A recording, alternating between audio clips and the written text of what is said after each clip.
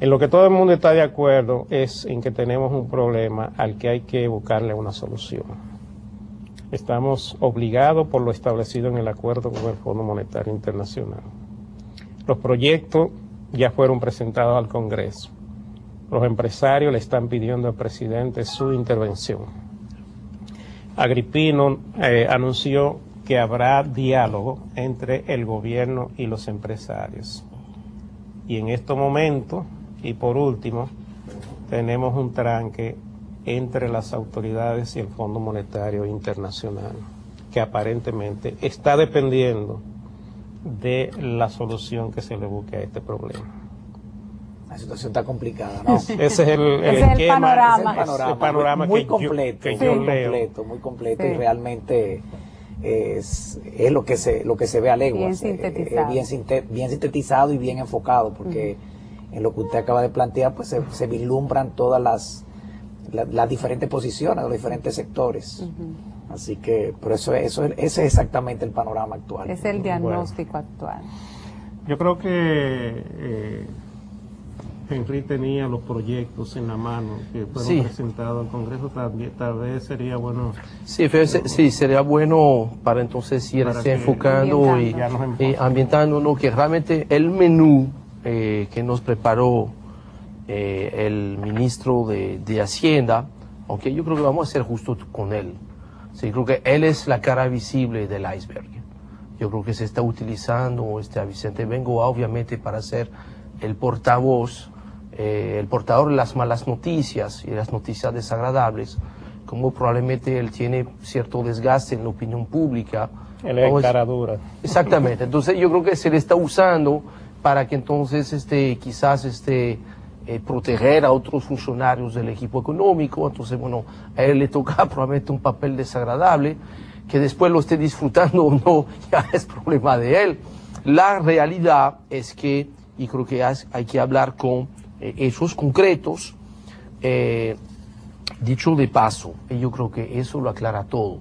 Efectivamente, es Vicente Bengoa quien entregó en el día martes, en la tarde, 3 proyectos de leyes, pero realmente quien los introduce con una carta dirigida al presidente del Senado es obviamente a quien corresponde, que es el presidente de la República, el doctor Leonel Fernández. Entonces, esto obviamente, yo lo digo porque yo he visto en muchos comentarios, inclusive el llamado de las asociaciones industriales al presidente de la República, para que rectifique o que corrija a Vicente Bengoa. La mala noticia es que claramente Vicente Bengoa sirvió un poquito como agente de distribución o de correo del presidente de la República. Esos 3 proyectos de ley los manda el presidente de la República. Que le corresponde por su posición, ¿no? De ministro. Y que le corresponde. Entonces, básicamente lo que el presidente de la República está mandando al doctor Reinaldo Pérez en su carta son 3 leyes. La primera, que se llama, y así vamos a nombrarla, ley que unifica la administración, recaudación y fiscalización de los impuestos selectivos al consumo aplicados a los combustibles fósiles y derivados del petróleo y de racionalización de exoneraciones. Eso es la primera ley. Vamos a entrar en el detalle y hacer el análisis, y me imagino que el amigo Guay va a tener muchos comentarios. Segunda ley es la llamada ley de racionalización de gastos tributarios e incentivos. Esta también hay muchas cosas que comentar.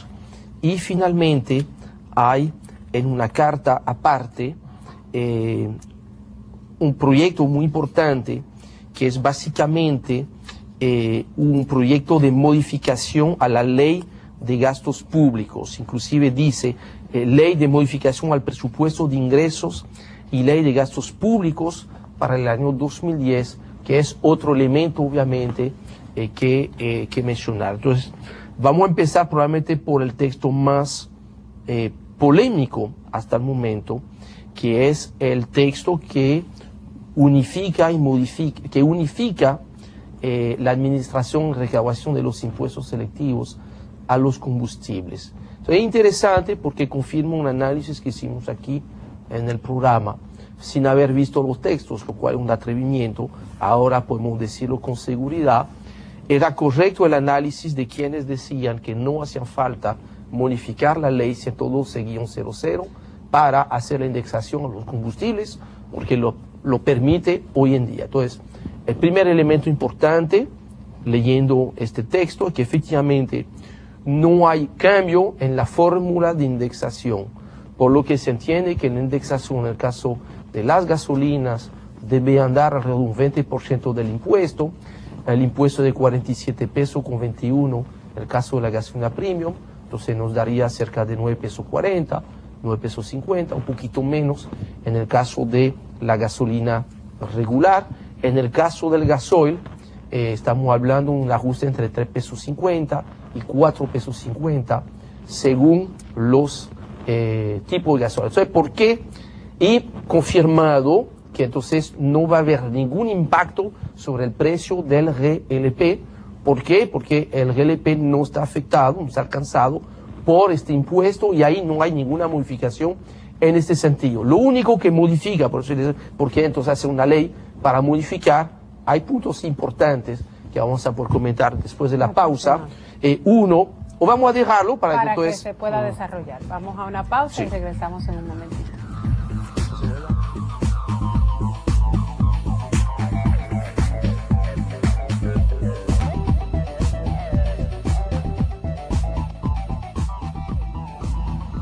Bien, estamos de regreso con la segunda parte de esta agenda económica.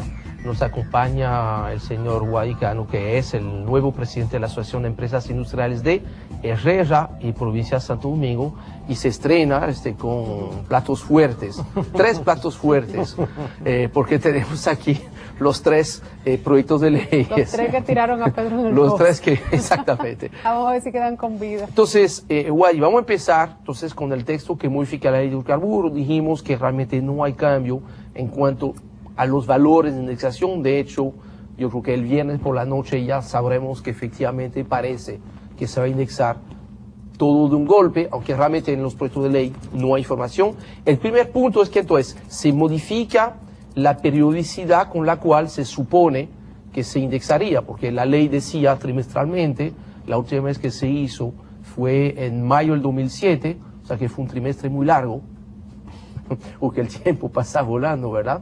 Entonces ahí se plantea cambiar el mecanismo de trimestral a anual a principio del año, o sea, en enero, cuando llegan los Reyes, van a venir entonces con el aumento del impuesto a los combustibles. Comentario, Guadicano. Bueno, como tú muy bien dices, va a llegar con el inicio del año. No sé, habría que ver cómo nos trata la inflación en el año anterior y que no nos dé un golpetazo empezando el año de la indexación.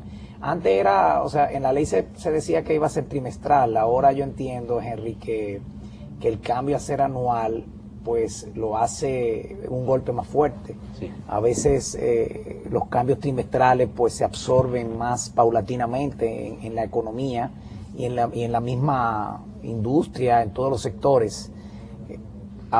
El cambio a ser anual, pues yo entiendo que, no sé, que es un golpe fuerte si la inflación eventualmente pues se comporta en niveles altos.